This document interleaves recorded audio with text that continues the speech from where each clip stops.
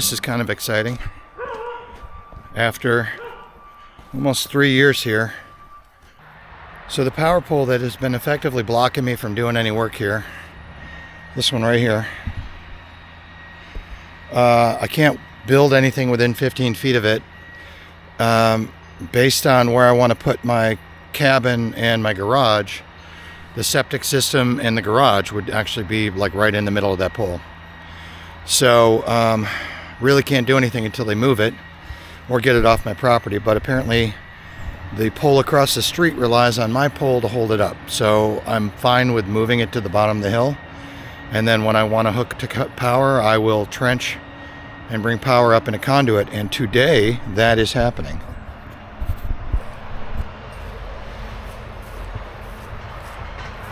Got a new pole going in. They got a boom arm. It looks like they're gonna extend out to actually get the pole in place, and then once they get the new equipment hooked up, they'll likely connect the lines to it. Oops, there I am. They'll likely connect the lines to it, and then they'll be able to take this old pole out, and then I will not have it in my view anymore. It's kind of, the wires have been blocking the view of the mountain across the street, which is minor, but it's a little bit of an annoyance. But more of a problem is not being able to build anything within 15 feet of it and having a right of way all the way up onto my property. So it'll be nice to have that moved down there where it's out of the way, and then I can start doing things like planting some spruces and cedars down there to block a little bit of the road noise, because as you can see from the former video where I was showing you the actual pole itself that they're putting in, I'm right on a major street. Now, that's a good thing.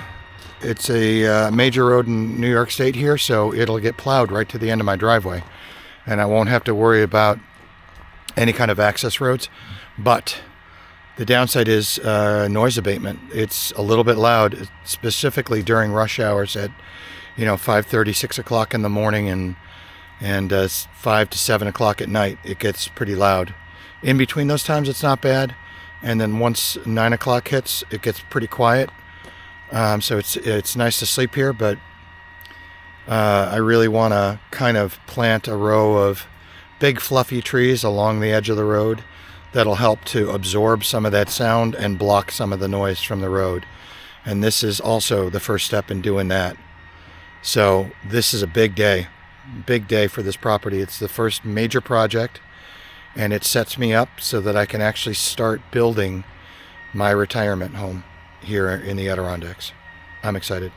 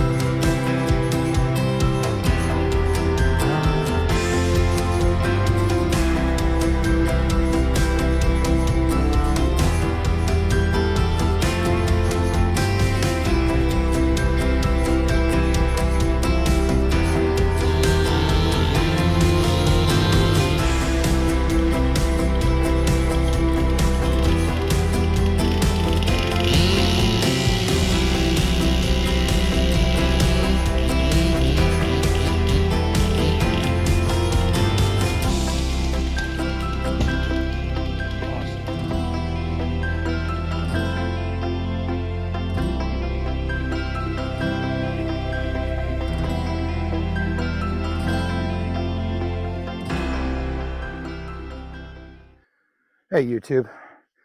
So we have been working on the kitchen roof. I didn't film a lot of it because it's been brutally hot here, and it's a lot of the same stuff. So we're doing roundwood timber framing. It's myself, howdy, sorry for the hair, and Matt over there. And you'll see we've got one of the posts done. This is a maple post. I'm going to clean it up. It looks ugly right now, but on the base we have these patio blocks. They will be covered with stone, as you can see, like this eventually. I'll back butter rocks and stick them on there so it looks more natural. But there's a tenon that is a 4x4 essentially that we cut onto the middle of the inside of the log. Got that down in there. We've got it braced for now. And then there's another tenon that goes across that direction. So you can see the thin side there and the thick side there. It's just roughly shaped right now. We need to shape that up. But this is a really cool log. It's got lots of little figuring and knobs and nuts and stuff. So once this is sanded and oiled, this is going to look really good.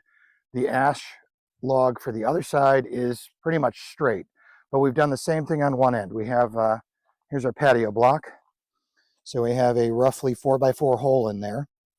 These are lined up with the appropriate spot where the roof support is going to land on both sides.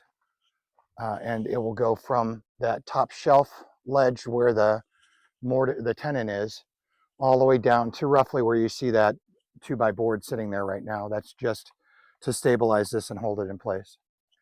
So because I didn't record the rest of the process, what I want to do is give you an idea of the process of roundwood timber framing. So what we're going to be doing is we've got this is our ledge, this line right here. So that's going to be the ledge. And then in here, we're going to essentially carve out a 2x3 or 1.5x3 tenon that's going to go all the way down here. And then we'll have mortises on our cross piece, which is here. Hi, Calvin. We have mortises on our cross piece, which is here. And, excuse me, sir. And those tenons will fit through mortises in this log. So it'll essentially be standing up like that. And then the roof supports will rest on this. So that's the intro. Now I'm going to see if I can get you on a tripod and we'll get to the work. So the first step is we've got to find the square, the level of this tenon on this side. And you can see the bubbles there. It's got to twist just slightly to get level. And you can see we've snapped a center line here. I think we're going to have to re-snap the center line on the other end. So I will find the center of this side here. And then we'll do a level line and a plumb line here. And then where that plumb line is, we'll snap down to there. That gives us the center line of this entire log. And then we can get our measurements because it's not square. Ordinarily with timber framing, you take your measurements from your true side. You'd have one good, flat, true side. But since we don't have that, it's a round log, we'll use that cross dimension to measure up to get our 1.5-inch thick tenon. And then we'll use the center plumb line to measure over to get our 3 inches. That'll give us our square log inside of a round log. Then the trick is we've got to cut back to it. So you'll see me holding the circular saw with a level on it. I'll set the depth to the deepest part of the log, and then we'll hold the level on the circular saw. And when the blade goes down in, we're not like cutting too deep on this side or too deep on this side. It'll be, the depth will be set here, and the level is to keep it so that I know I'm going to be straight along that line. And we did that for all of the tenons we've already done. It works really well. It's a little bit tedious, but it gets the job done. Just record it and cut it down. Yeah, it just takes a lot less space if you do time lapse up front. 12.2, which would be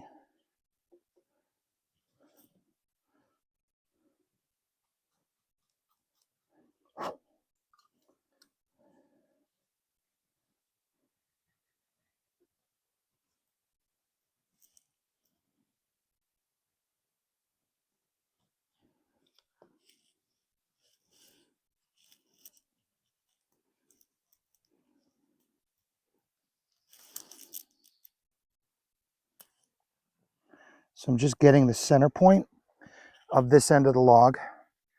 Now that I know where the center point is, I can use the level to draw my plumb line right through that center point. Make sure that that end of the log is level, which it's not quite. It needs to be twisted just the tiniest bit. There we go. Now it's level. So these have to line up over like almost an 11-foot span. So having them level and plumb when you start means that you're going to get things that are 90 degrees to each other. So you draw your center line, your plumb line, and then right through that same center point, we'll try to draw a level line.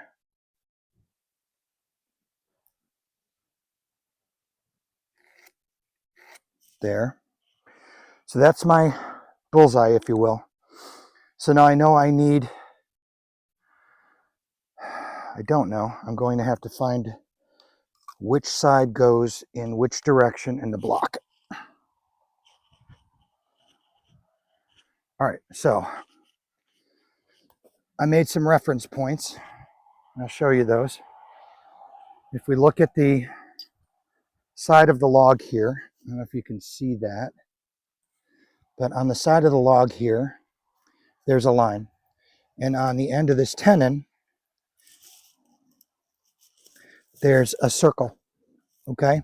So if we look at the block that that's going into, let's go up here to the kitchen. On this block, there's a line and there was a circle. You can barely see it right there. There was a circle drawn on the other side of the block. That gives me a reference point for the orientation.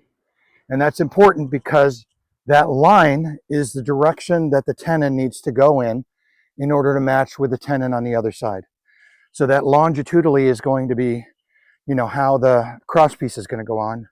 So when we put the tenon in here and carve it, we need to make sure that that tenon is pointing in the direction of that line, which is right here on this side.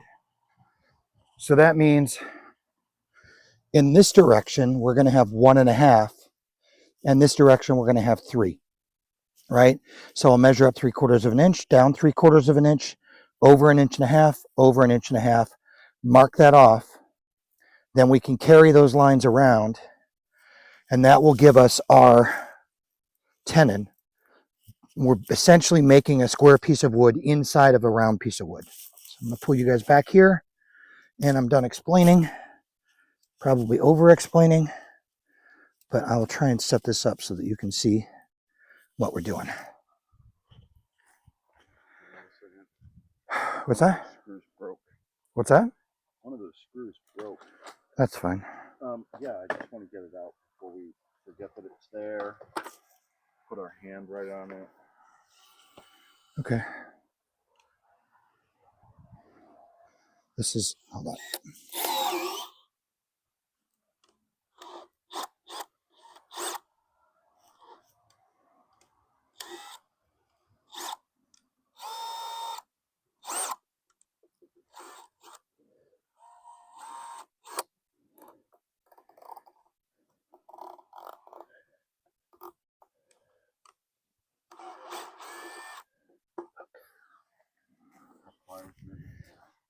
Yeah, I'm gonna work on. There's that tape measure. I'll work on marking out the tenon. You want While it? you're doing that, I already got my plumb line, so.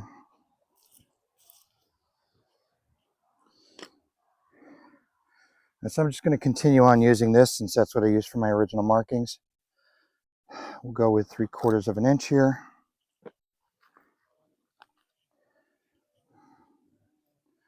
So, it doesn't really matter.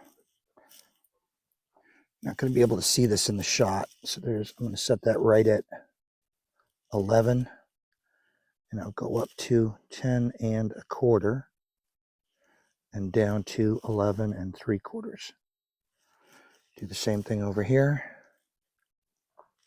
10 1/4, 11 3/4, and that gives me this dimension.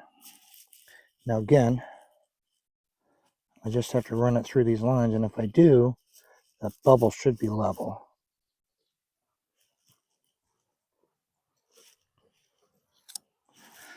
And then down here, same thing.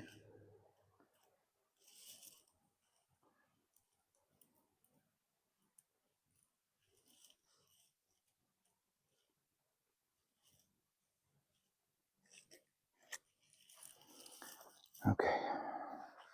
We're going to oversize these when we cut it, because you can always take more wood off, but you can't put more wood on.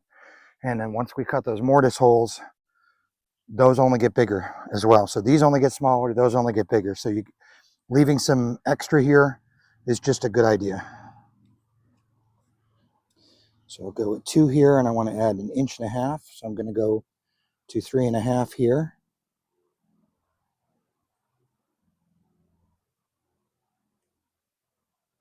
Right there.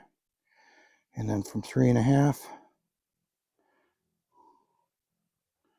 down to 2. There's my 1.5 inches there. And again, if I do just double measure this again. 3, no, 2.5 to 4. Yep, that's right. So I just need to get this 1 line scored, 2 lines scored.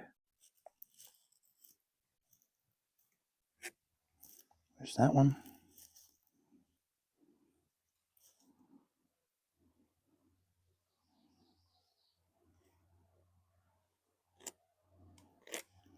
There's that one. So this is all waste. This is all waste. This is all waste. And this is all waste. And that's our tenon.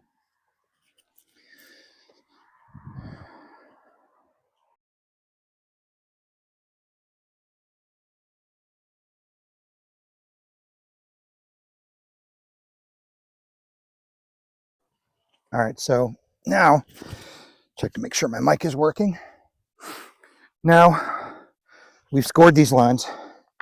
These are relief, so we're not trying to cut a giant chunk off, which gets wonky. And we're going to just gradually chip back all the sides to get it roughly the shape that we want. It helps if you do it in small pieces, and don't try to do all of the chiseling at once. And then get down close to the line, then you start paring it, which is just moving the chisel across. This chisel is super sharp, so that's just moving the chisel across and taking off the thinnest little slices. So we can be real rough with it at this point because there's a lot of meat there to work with. You can see the chisel dives a little bit, but that's okay at this stage.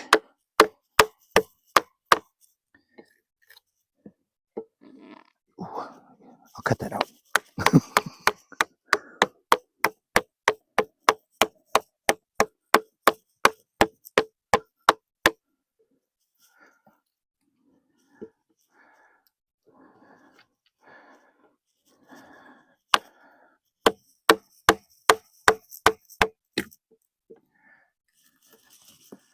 And that's at our shoulder.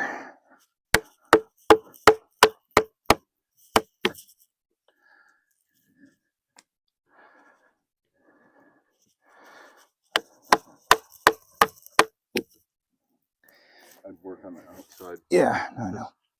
It's making it dive to the side.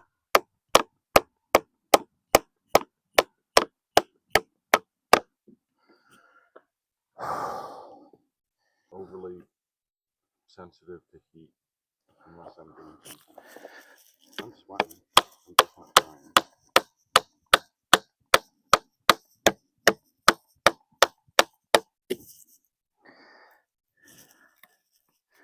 We still got like 3/8 of an inch, so.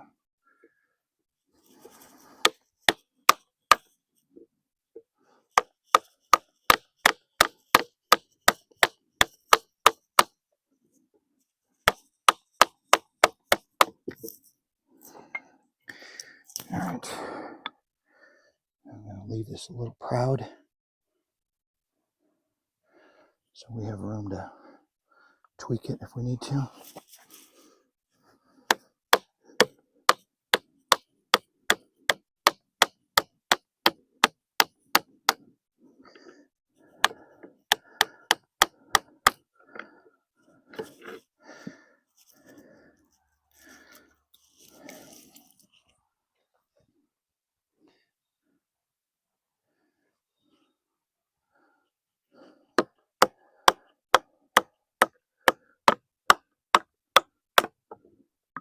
Yeah, this, because it's not completely dried out, is much easier. It's also super straight. Yeah. Yeah, the maple was not quite as straight. Lots of knots, lots of twists.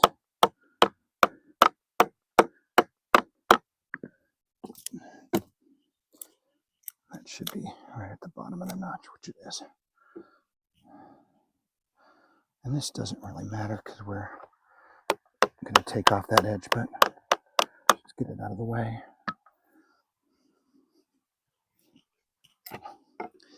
Man, you'd think that would just pair nice and easy, but it doesn't. All right. Yep. Let me do one.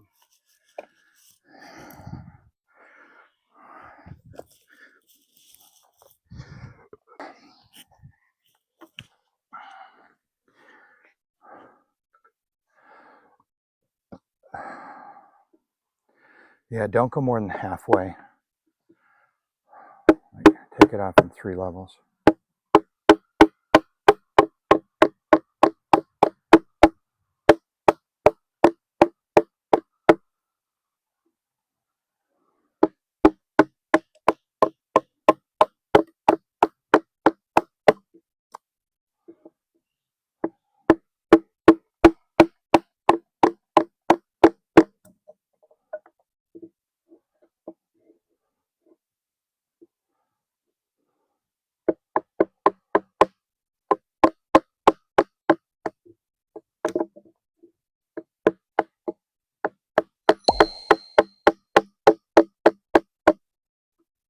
Rest the whole chisel length on there. There you go. Stays a lot flatter when you do that.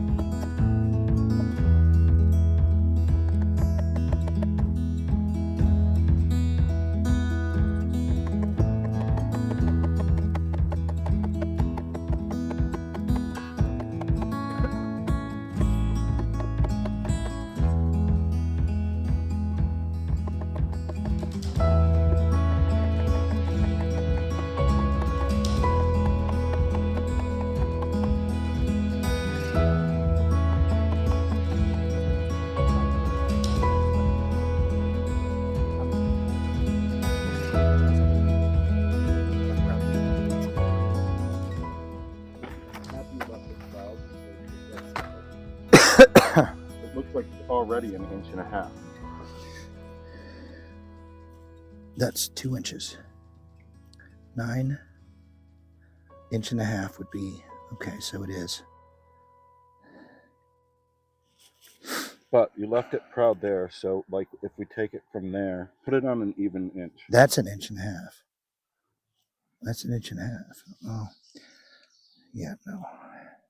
I'm happy I looked at it because I was like, fuck, it already looks Well, we would just make the hole smaller. It wouldn't hurt. like this size. This side already looked fairly That's close. 2 inches.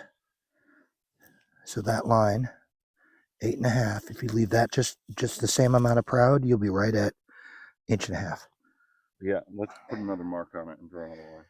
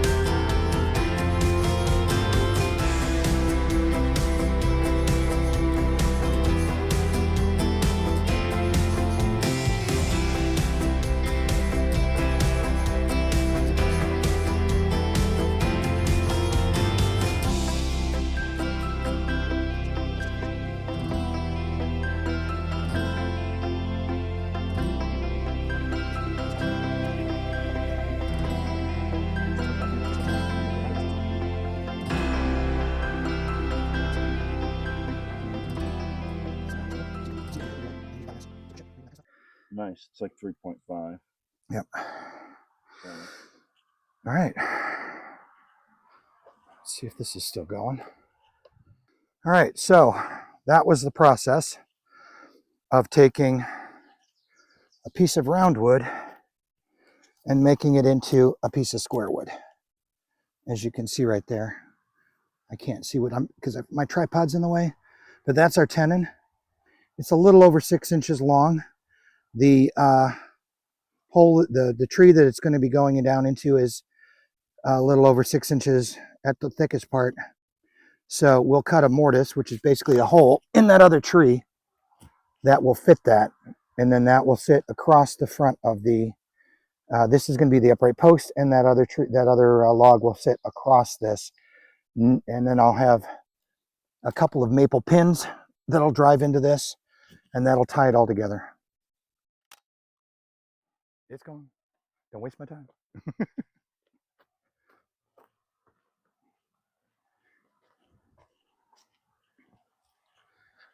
All right, so you know where the marked side is? Is it that one? Okay.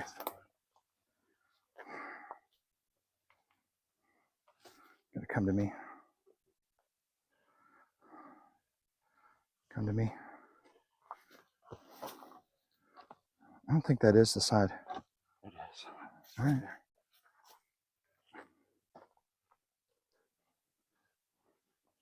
Can you look at the bottom on the other side? No, that's the mark. Nope. There. Yeah, now it fits perfectly. Right.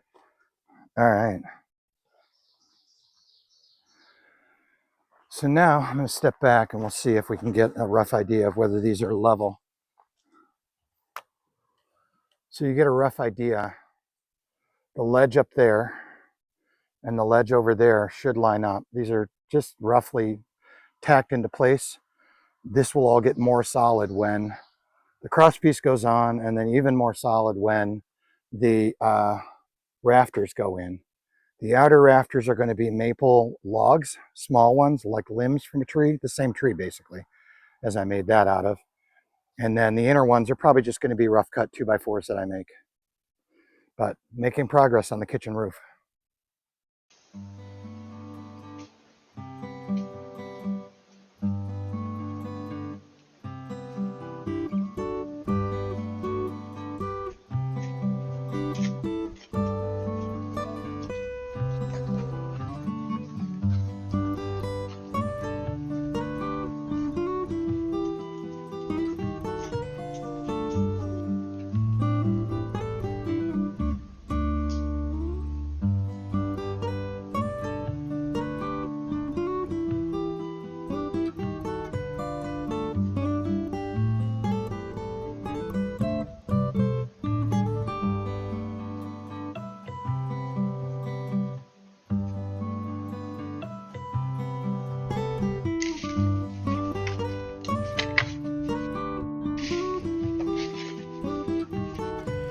When I traveled to my Adirondack property in May, I had every intention of recording videos and uploading them over the summer to YouTube.